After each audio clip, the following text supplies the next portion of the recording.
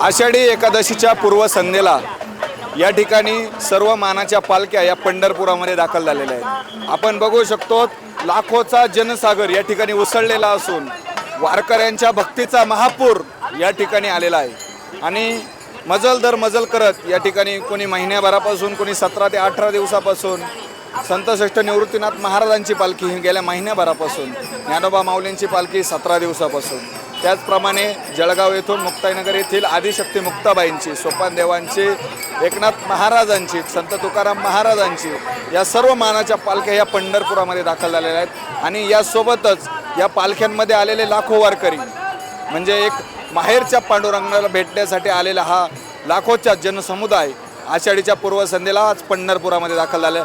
उद्या या पांडुरंगाची आणि त्यांच्यातली जी काही दुरी होती महिन्याभराची 17-18 दिवसाची ती कमी होऊन हे उद्या आपल्या पंढरीदेश पांडुरंगाला भेटणार आहेत। आपल्या विठ्ठल रुक्मिणीचं या ठिकाणी मनोभावे दर्शन घेणार आहे। नवे तर दर्शन नव्हे तर कळसाचं दर्शन घेणार आहे। म्हणजे गेल्या महिन्याभरापासून हा प्रवास करून देखील हे कळसाचं दर्शन घेऊन आपल्या घरी चांगल्या प्रकारचे शिदोरी घेऊन जात असतात। या ठिकाणी मी कॅमेरा पर्सनला विनंती करेल की आपण हा भक्तीचा जो महासागर उसळलेला आहे तो या ठिकाणी दाखवावा आणि खऱ्या अर्थाने एका पांडुरंगासाठी इतके भक्त का वेडे होतात हा देखील या निमित्ताने जो आपल्याकडे प्रश्न उपस्थित राहतो तो प्रश्नाचं देखील उत्तर या ठिकाणी मिळतं। कॅमेरा पर्सन प्रीतम टिळेस, मी सचिन आव्हाड, पंढरपूर।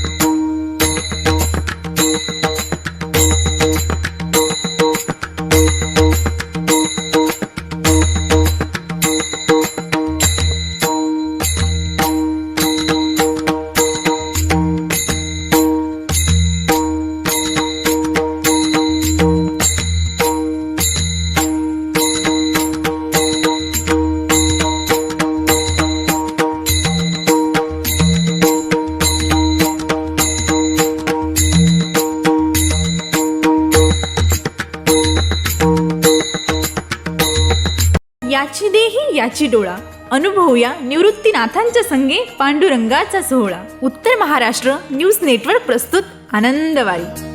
श्री क्षेत्र त्र्यंबकेश्वर ते श्री क्षेत्र पंढरपूर, दररोज फक्त आपल्या उत्तर महाराष्ट्र न्यूज नेटवर्कवर।